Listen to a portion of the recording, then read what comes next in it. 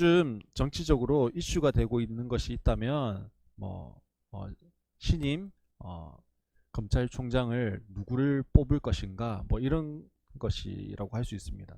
뭐 유력한 후보도 있었고요. 또 후보로 추천받은 사람들도 있었습니다. 그분들 중에 한 분이 아마 신임 검찰총장이 될 겁니다. 그런데요, 만약에 그런 일은 없겠지만 예를 들어서 저한테 신임 검찰총 이렇게 말을 하면 이게 가능한 일입니까? 전혀 아니죠. 그럴 가망성도 없습니다. 좀 너무 비약이 심해서 그러면 다시 예를 한번 들어보겠습니다. 만약에 이제 막 사법고시를 패스한 사람한테 우리 한번 대대적인 개혁을 위해서 사법고시 이번에 패스한 당신이 검찰총장이 되세요. 뭐 이렇게 이야기하면 이 사법고시를 막 패스한 이 사람이 뭐라고 이야기할까요? 미쳤습니까? 이상한 사람이네. 뭐 이렇게 이야기하지 않겠습니까? 우리가요 지난주에 3장 1절로 9절까지의 말씀을 살펴보았습니다. 3장 9절까지의 말씀, 앞에서부터 해서 3장 9절까지의 말씀은요, 이스라엘 백성들이 겪고 있는 그 참담한 상황, 그리고 억압받고 있는 상황, 노예로 고통받고 있는 그 상황이라고 하는 것에 초점이 맞추어져 있었어요. 그런데 가만히 생각해 보면 지금까지 하나님이요 별로 나타나시지 않았어요. 아니 나타나셨죠. 9장 이제 처음 부분에. 그런데 하나님이요 능동적으로 무엇인가를 하신 적이 별로 없어요. 그냥 하나님은요 그냥 이렇게 바라보고 계신 분 같았습니다. 하나님은 보이지는 않았어요. 근데 분명히 일 안 한다 말씀하기도 애매했습니다. 하나님의 이름이 나오지 않지만 하나님이 이 사이에도 이 행간 사이에도 분명히 계셨던 거는 같아요. 근데 이제 하나님께서요 오늘 말씀해 보면 더 적극적으로 하나님이 개입하시기 시작하시는 거예요. 3장 앞부분에 어떻게 나옵니까? 떨기나무 불꽃 가운데서 하나님이요 직접 나타나시죠. 그 이전까지는 하나님 직접 나타나신 적이 한 번도 없어요. 근데 직접 이제 나타나셔서 일하시고 계십니다. 그리고 오늘 10절로 14절은 그 하나님 나타나셔서 모세를 부르시는 이유에 대해서 이야기하고 있습니다. 다른 말로 이야기하면요, 오늘은 우리가 보고 있는 이 10절로 14절 더 길게는 이 3장 전체에 나오는 내용은요, 하나님의 일하심의 의지를 지금 드러내고 있는 장면입니다. 그러나 느낌은 어느 날 갑자기 하나님께서 아무 자격이 없는 사람에게 야 네가 가서 구원해 이런 느낌처럼 보여줄 수 있다는 거예요. 그냥 이제 막 사법고시 패스한 그 사람에게 신임 검찰총장이 돼라고 하는 것과 비슷한 느낌으로 우리에겐 다가올 수 있어요. 그렇지만요 사실 그렇지 않습니다. 하나님께서 우리에게 그런 이야기를 한다면 모세처럼 당연히 반응할 수 있었을 겁니다. 그래서 모세는 11절에 보면 모세가 하나님께 아뢰었다. 제가 무엇이라고 감히 바로에게 가서 이스라엘 자손을 이집트에서 이끌어내겠습니까? 라고 그렇게 반응하죠. 아무런 준비가 되지 않고 평범하게 살아갔던 사람이요 엄청나게 정치적인 민감한 사건에 휘말린다고 한번 생각해 보세요. 그리고 그 임무를 수행하라고 하는 명령이 떨어졌다고 한번 생각해 보세요. 그러면 당연히 모세처럼 반응하는 게 정상일 수 있습니다. 아니 어떻게 하라고요? 그렇게 반응할 수 있는 거죠. 그런데 하나님 편에서 보면요 이게 그냥 어느 날 갑자기 아무 자격이 없는 한 사람을 야 너 가 이렇게 이야기하신 게 아니라는 거예요. 하나님 편에서는 어떻습니까? 하나님 편에서는요 아브라함에게 약속하신 그 약속을 따라서 때가 되어져서 누구를 선택하셨어요? 아직 태어나지도 않은 모세를 선택하셨어요. 그리고 요게벳이라고 하는 그 레위 가문에서 모세가 태어나게 하셨고 석 달 동안 숨겨놓게 하셨고 또 어떻게 하셨습니까? 바로의 애굽의 이집트의 왕궁에서 자라게 하셨어요. 그리고 40년 동안 광야에서 또 훈련받는 시간을 가지게 하셨다는 거예요. 그리고 난 이후에 이제 뭐 하는 겁니까? 모세를 부르시는 거예요. 근데 우리 편에서는 어느 날 갑자기 아무 준비도 없는데 하는 것처럼 여겨질 수 있지만 하나님께서는요, 정확한 하나님의 시간 계획을 따라서 지금 뭐 해 오신 거예요? 준비해 오셨다라는 거예요. 그리고 이제 하나님의 때가 되어서 그 하나님의 일을 이루시기 위해서 하나님의 의지라고 하는 것을 드러내 보여주십니다. 이 하나님의 의지라고 하는 것이요, 오늘 본문에 보면 세 가지로 나옵니다. 첫 번째 하나님의 의지가 뭔지 아세요? 첫 번째는요, 모세를 보낸다라는 거예요. 10절 말씀에 보면 이제 나는 너를 바로에게 보내어 이렇게 합니다. 하나님의 의지가 드러났는데 한 사람 모세를 누구에게요? 이집트의 바로에게로 보내는 것이 하나님의 의지였어요. 그리고 모세에게 내가 너를 보내니 너는 가라 이렇게 명령하시는 거죠. 모세를 지명해서 불렀고 자기 백성 이스라엘을 위해서 내가 보낸다라고 말씀하셨어요. 지금 모세는요, 미디안 광야에서 양치는 목자로 40년을 보낸 비루한 인생으로가 아니라요, 하나님의 부르심을 받아서 하나님의 그 이름으로 지금 가는 거예요. 그러니 우리로 치면 하나님의 대사가 되어지는 거예요. 외교관이 되어지는 거죠. 외교관은 뭐 아무리 작은 나라에서 왔다 할지라도 그 나라를 대표하는 거예요. 모세가 보기에는 남루하고 비루한 것처럼 보여도 모세는 누구를 대표해서 온 거예요? 하나님 나라를 대표해서 지금 이집트로 가고 있는 겁니다. 두 번째 하나님의 의지는요, 하겠다라는 거예요. 뭘 합니까? 10절에 보면 이집트에서 이끌어내게 하겠다라고 말씀합니다. 즉 출애굽시키겠다 이렇게 말씀하고 계십니다. 하나님께서는 모세를 보내셔서 이스라엘 백성들을 이끌어내게 하겠다라고 말씀하고 계십니다. 우리는요, 내가 이걸 하겠다 그렇게 이야기할 수 있어요. 그렇지만 내가 하겠다라고 해서 내가 100%다 할 수 있습니까? 아니요, 100%다 못해요. 내 의지는 있지만 내 의지로요 100% 할 수 없는 게 우리 인간의 한계예요.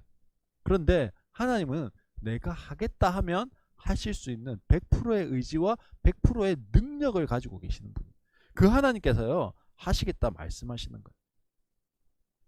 사실 모세 입장에서는요 어떻습니까? 이집트 가가지고 이집트 사람들과 싸울 수 있는 능력이 아무것도 없어요. 40년 동안 잊혀진 인생으로 살았어요. 미디안 광야에서 양치는 일만 했어요. 근데 무슨 능력이 있겠습니까? 40년 전에 모세라면 좀 모릅니다.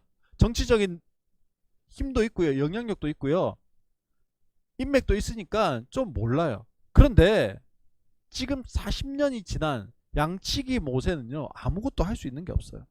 하지만 하나님께서 그렇게 하시겠다고 작정하셨어요. 그리고 하나님께는 그렇게 할 수 있는 힘과 능력이 계신 분이에요. 그러니 하나님이 하시겠다 이 말은요 하나님이 반드시 이루시겠다 이 말씀이에요. 세 번째 하나님의 의지가 있는데요, 있겠다라는 거예요. 세 번째 하나님의 의지가 뭐라고요? 있겠다. 12절에 보면 내가 너와 함께 있겠다라고 말씀합니다. 지금 모세가 하나님의 말씀에 순종해서 이스라엘 백성들에게 가고 이집트의 바로에게 가서 이스라엘 백성들을 출애굽시키려고 한다고 생각해 보세요. 그러면 가장 필요한 게 뭘까요? 그건요 다른 게 아니라 하나님이 필요해요. 하나님 그렇게 시키셨으니까. 그리고 하나님에게는 그 힘과 능력이 있으니까 하나님이 필요해요. 근데 하나님이요, 야 모세야 내가 너를 불렀어. 내가 출애굽시키게 할 거야.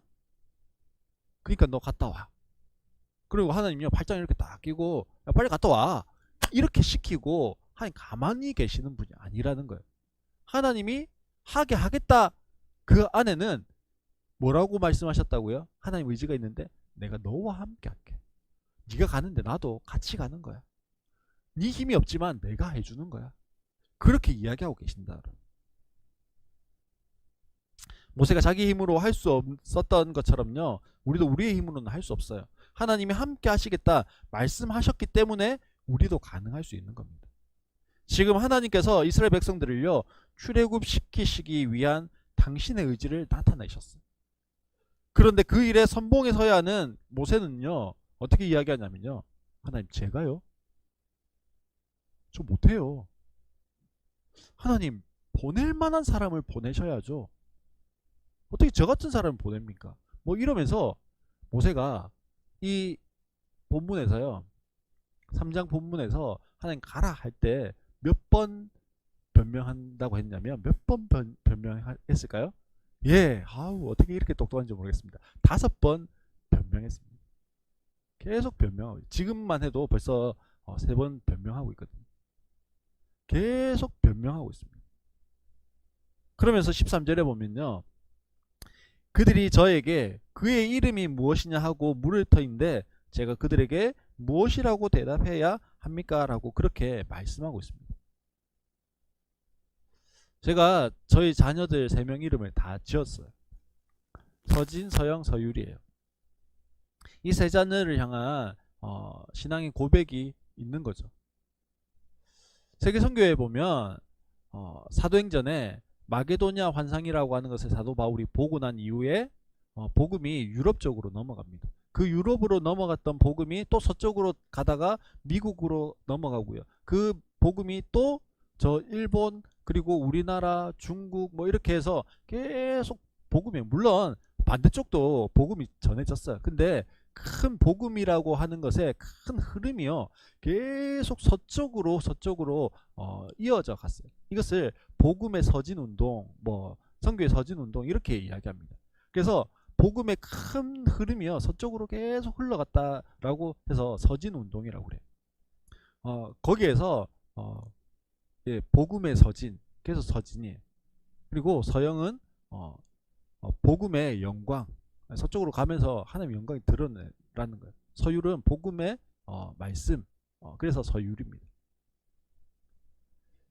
이렇게요, 아이들의 이름 안에 뭐가 있습니까? 신앙의 고백도 있고 존재의 이유도 있고 존재의 목적도 담겨져 있는 거예요.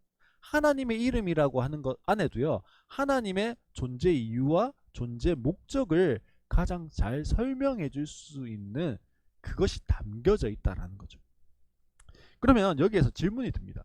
하나님, 내가 그분의 이름이 뭐냐고 물으면 뭐라고 대답합니까? 라고 했을 때, 그러면 모세가 하나님의 이름도 모르고 그냥 믿었냐라는 거예요. 사도행전에 또 보면요, 사도 바울이 아테네에 갔어요. 아테네에 가니까 뭐 제우스 신전, 뭐 비너스 신전, 뭐 아프로디테 신전, 뭐 막 신전들과 그 우상들이요 막 있었어요. 근데 거기에 제단 중에 하나를 보니까요, 알지 못하는 신에게라고 하는 제단도 있었어요. 제우스 신전 제단 막 쫙 있는데 그 중에 하나가 알지 못하는 신에게라고 하는 제단이 있었는데, 이 제단이 생긴 이유가 뭐냐면, 생각을 하니까 우리가 제우스 신도 알고 아프로디테 신도 알고 비너스 신도 알고 뭐 쭉 아는데, 혹시 우리가 모르는 신이 있으면 어떻게 하지? 그 신이 우리를 해코지하면 어떻게 하지? 이런 생각이 든 거예요. 그러니까 누군지는 모르겠는데, 어떤 신인지는 모르겠는데, 혹시 우리가 몰라서 못 섬긴 신이 있다면 우리에게 저주하지 말고 우리가 당신에게도 제사를 드릴 거니까 뭐 해주세요? 우리를 잘 봐주세요 하고는 알지 못하는 신에게라고 하는 제단을 만들어서 알지 못하는 신에게 그냥 제사를 드렸던 거예요. 그것처럼 지금 모세가요, 알지 못하고 하나님을 섬겼을까요? 아니요. 이 사람들은요, 이미 하나님에 대해서 알고 경외하고 섬기고 있었던 사람들입니다. 그런데 왜요? 이름을 묻는 겁니까? 14절에 보면 성경이 이렇게 이야기합니다. 하나님이 모세에게 대답하셨다. 나는 곧 나다. 너는 이스라엘 자손에게 이르기를 나라고 하는 분이 너를 그들에게 보내셨다 하여라. 그렇게 말씀합니다. 하나님이 나는 나다라고 합니다. 하나님께서는요, 나는 존재 자체, 영원 전부터 있었고 영원까지 있는 존재. 그래서 개역 개정에 보면 스스로 있는 자다, 그렇게 번역되어져 있습니다. 즉 하나님 누구라는 겁니까? 창조주라는 거죠. 창조주 하나님이세요. 시작이신 창조주, 또는 창조하시며 역사를 주관해 가시는 하나님, 그런 의미가 있습니다. 우리가 믿는 하나님은요, 역사의 주관자예요. 인류의 역사의 주관자이시고 나의 삶의 주관자이십니다. 우리의 삶의 주관자 되시는 주님이여 나의 안고 일어섬을 모두 다 알고 계신다. 성경이 그렇게 이야기합니다. 그러나 하나님께서 의지를 가지셨어요. 무슨 의지를 가지셨습니까? 출애굽의 의지를 가지셨어요. 그러면 왜 하나님께서 이스라엘 백성들을요 출애굽 시키시기를 원하셨을까요? 출애굽의 목적이 무엇일까요? 하나님께서 창세기에 보면 태초에 하나님이 천지를 창조하시니라 그렇게 말씀합니다. 하나님이 천지를 창조하신 목적이 무엇일까요? 왜 하나님이요 그냥 더 계셨고 영원까지 계시는 분이 굳이 일을 하셔야 했을까요? 왜 무언가를 새로 창조하셔야 했을까요? 이유는 간단합니다. 하나님이요 예배를 받으시기를 원하셨어요. 그리고 그 창조된 세계 안에 인간이라고 하는 것을 만드셔서 그들과 교제하기를 원하셨어요. 사귀기를 원하셨어요. 영원한 사귐을 함께 하기를 원하셨다라는 거예요. 그런데 하나님의 의도와 다르게 인간이요 타락을 하게 됩니다. 그리고 타락해서 저주받은 인간은 하나님과의 관계가요 끊겨져요. 하나님 원래 창조하신 목적이 예배하고 교제하기 위해서. 근데 타락해서요 하나님과의 그 관계가 끊어지고 단절되어졌습니다. 단절의 상태에서는요 창조의 목적을 따라서 하나님께 영광을 올려드리고 하나님 예배하고 하나님과 교제하는 것을 누리지 못하게 되는 거예요. 오늘 모세를 부르시는 그 하나님께서 모세를 부르시고 이스라엘 백성들을 출애굽시키시는 의도도 가지셨어요. 그리고 그 의도는 12절에 나옵니다. 너희가 이 산 위에서 하나님을 예배하게 라고 그렇게 말씀하고 계십니다. 출애굽의 목적은요 뭡니까? 이스라엘로 하나님 예배하는 것.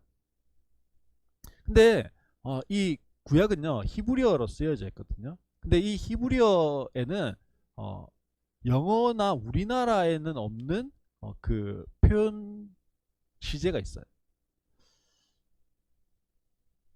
12절에 보면 이렇게 기록되어 있습니다. 너희가 이 산 위에서 하나님을 예배하게 될 때 이렇게 되어 있거든요. 여기 보면 너희가 이 산 위에서 하나님을 예배하게 될 때 이게 영어 NIV에 보면 제가 영어를 잘 못해서 영어 잘 안 쓰는데 You will worship God on this mountain 이렇게 되어 있습니다. You will이라고 되어 있어요. You will worship. 그러니까 will은 보통 뭐로 쓰여집니까? 단순 미래 혹은 의지 미래 뭐 이럴 때 이 will을 쓰게 되어집니다. 근데 여기에 그 의지 미래를 넣어서 해석을 하면 뭐 오늘 번역처럼 되겠죠. 뭐 하게 될 때에 뭐 될 것이다. 뭐 이런 의지를 담을 수 있어요. 그런데요. 영어에는 이 완료형이라고 하는 게 있죠. 완료형은 뭡니까? 그렇게 된 거예요. 그게 과거에 됐으면 과거 완료가 되는 거고 지금 됐으면 현재 완료가 되는 거예요. 근데 미래는 어떨까요? 미래는 완료가 있습니까? 없습니까? 아직 안 왔으니까 완료가 없는 거예요. 의지를 담아서 그렇게 될 거야 라고 이야기는 할 수 있지만 되었다. 그 시점에 미래 시점에서 됐다. 이렇게 이야기할 수는 없어요. 근데 히브리어에는요. 미래 완료가 있어요. 무슨 말입니까?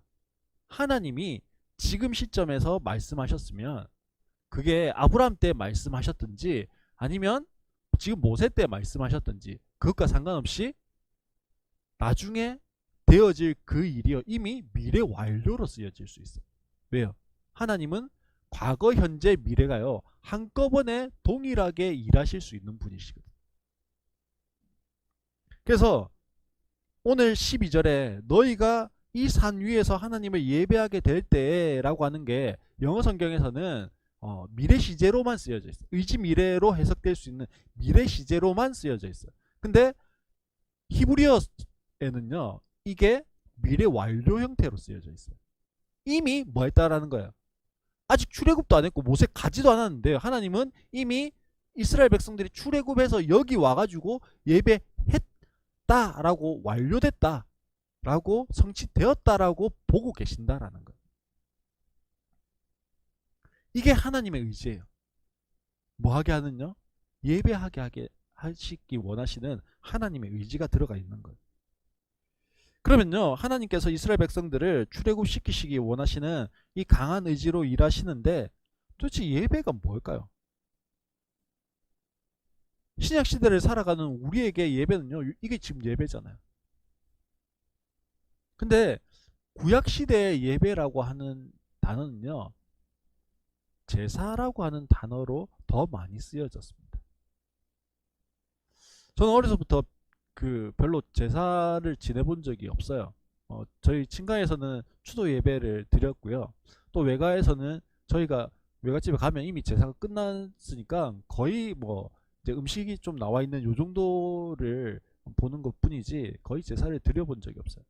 근데 우리가 보통 제사 하면 무엇이 연상되었습니까? 음식 차려놓고 그 다음에 지방 써가지고 불에 태우고 절하고, 그렇게 하기 위해서 우리가 뭐 그 전에 뭐 모욕을 하고 온다든지 정갈하게 몸을 조상에게 제사하기 위해서 정갈하게 한다, 뭐 요 정도지 않습니까? 근데요, 구약의 제사는 어떨까요? 구약에서 제사라고 하는 것, 이것은요, 출애굽기 지금 우리가 하고 있는데 후반부에 가면 성막을 이야기할 때 나옵니다. 그리고 레위기에 가면 제사에 대해서 보다 자세하게 이야기합니다. 근데 출애굽기 그 후반부랑요, 레위기 넘어가면 읽기가 쉽지가 않습니다. 막 각을 어떻게 뜨고 뭐 그다음에 그 제사에 쓰이는 기구는 뭐 홍색, 자색, 뭐 이런 걸로 하고 막 그거를 짜는데 뭐 어떻게 짜고 뭐 이런 것들이 나오고요. 그 다음에 동물을 배를 갈랐는데 각을 뜨는데 그 내장은 어떻게 처리를 하고 뭐 이런 게 나와 있어요. 그래서 그 부분을 읽어가는 게 쉽지 않은데요. 도대체 하나님께서요, 왜 그렇게 제사 드리는 걸 자세하게 적어 놓으셨을까요? 이 구약의 제사라고 하는 것은요, 삶과 죽음이 왔다 갔다 하는 시간이에요. 하나님께 조금만 실수해서 잘못 제사를 드리면 뭐가 즉각적으로 일어나던 시대예요? 예, 죽음이 즉각적으로 일어나요.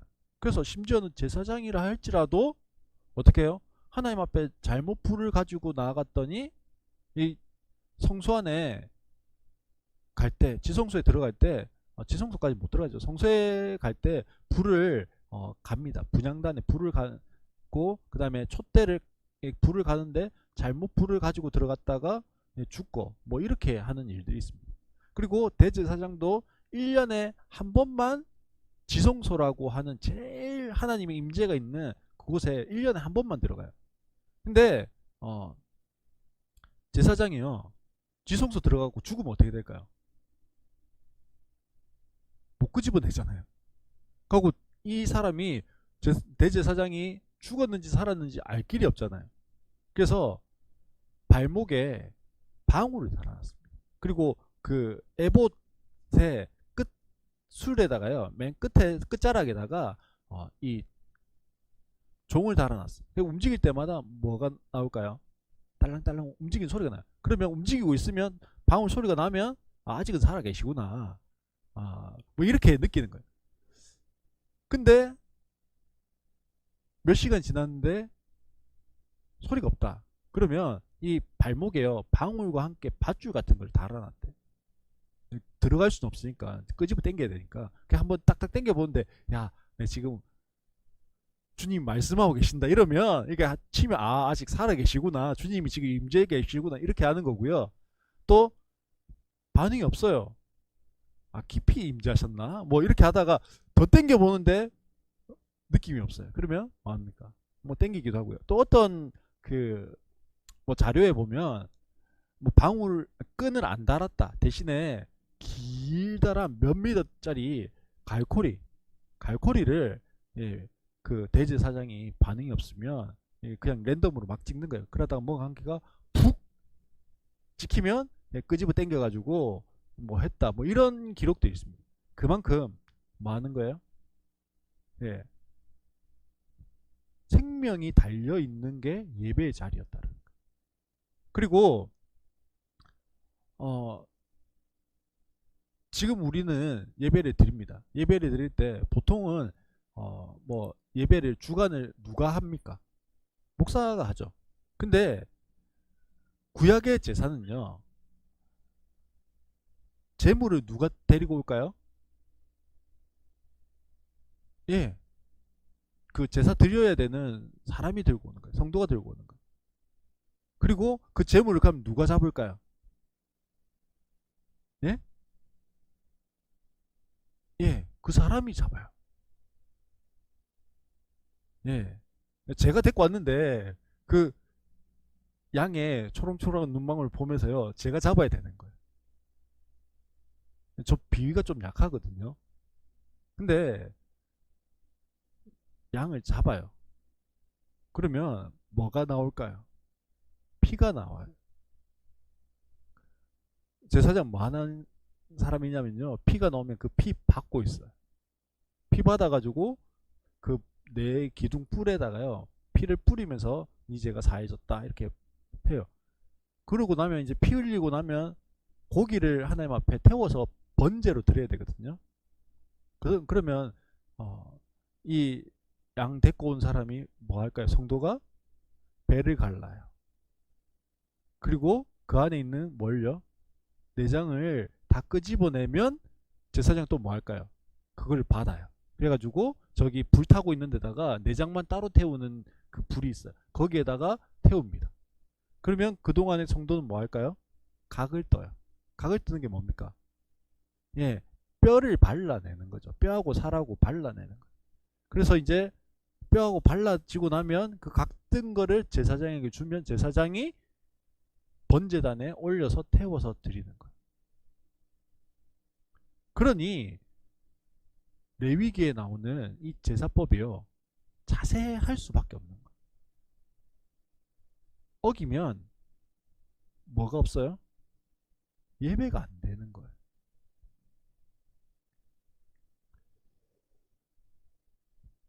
근데요. 그렇게 하면 내가 어떻게 되는 겁니까? 죄사함을 받는 거예요. 거룩해지는 거예요. 이제 하나님 앞에 예배할 수 있는 거예요. 근데 이것도요. 한 번만 하면 되는데 예배 드릴 때마다 피비린내 진동하는 그 자리에 나가서 거룩함을 입고 해야 되는 거예요. 임시방편밖에 안 되는 겁니다. 그래서 이걸요. 한 번에 끝내게 하신 사건이 뭐냐면 예수님께서 즉 하나님이 인간이 되셔서 이 땅에 오시고 이 땅에 오셔서 우리의 모든 죄를 위한 대속의 제물이 되셔서 단번에 끝내신 거예요. 그러니 지금은 우리가요. 뭐가 필요 없어요? 피비린내가 필요 없는 거예요. 피비린내 없이도 우리가 예배의 자리에서 하나님을 만나고 하나님을 예배할 수 있게 되어진 겁니다. 왜 그렇습니까? 예수님이 승천하시고요. 예수님이 누구를 보내주셨냐면 보혜사 성령을 보내주셨어요. 그 성령이 우리 안에 내주하고 계시는 거예요. 믿는 우리 안에 내주하고 계셔서 우리로 하여금 하나님 앞에 나아갈 수 있도록 도와주시는 거예요. 그래서 우리는 죄 짓잖아요. 죄인이기도 해요. 불완전한 사람들이에요.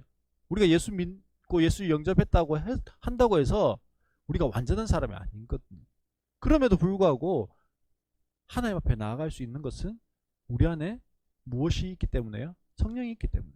성령이 내 안에 내주하시면서 우리가 하나님 앞에 나아갈 수 있도록 계속적으로 도우시기 때문에 가능한 거예요. 사랑하는 성도 여러분, 하나님의 의지가 어디에 있다고요? 예배하는 것에. 예배를 향한 하나님의 의지가 있어요. 예배를 받으시길 원하시는 하나님의 의지가 있다는 거예요.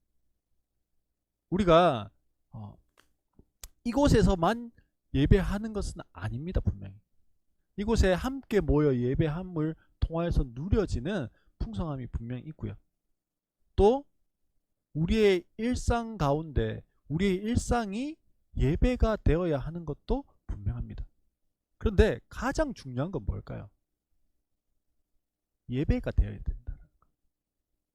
예배 받으시기 원하시는 그 하나님 앞에 나의 일상의 삶이 예배가 되든 이곳에 와서의 예배가 되든 그것이 무엇이 되어야 한다고요? 예배가 되어야 하는 거예요. 우리가 영상으로 볼 수도 있고요. 이곳에 와서 볼 수도 있고요. 또는 우리의 일상 가운데서도 예배할 수 있습니다. 그런데 그것이 하나님이 정말 예배를 향해서 가지신 그 의지만큼의 그 절박함과 간절함과 기쁨과 소망함으로의 예배냐라는 거예요. 하나님은요, 예배 받으시기 위해서 몇 명을 움직이셨어요? 200만 명을 움직이셨어요. 이 산에서 내가 예배 받겠다. 이걸 딱 정해 놓으신 다음에 몇 명을 움직이신다고요? 200만 명. 무엇 하기 위해서요? 예배 받으시기 위해서. 하나님은 예배 받으시기 위해서 뭘 선포하셨어요? 아직 일어나지도 않은 그 일이 이미 종결되어진 미래 완료형으로 선언하고 계시는 거예요. 우리를 향해서도요, 마찬가지예요. 우리가 하나님 앞에 나와서 이 시간 이렇게 예배 받을 수 있게 하기 위해서, 예배하게 하기 위해서 하나님은요, 우리가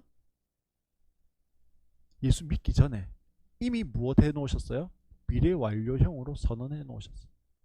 우리가 아직 엄마 뱃속에 있기도 전부터 뭐 하셨어요? 미래 완료형으로 선언해 놓으셨어요. 하나님 창조하실 그때 이미 우리의 예배를 받으시기 원하셔서 뭐 해 놓으셨어요? 미래 완료형으로 선언해 놓으셨어요. 그만큼 하나님께서는요, 다른 누구의 예배가 아니라 나의 예배를 받으시기를 원하신다라는 거예요. 그러나 오늘 내가 예배한다는 것이 단순히 주일 그것만 의미하는 거 아니에요. 우리의 삶에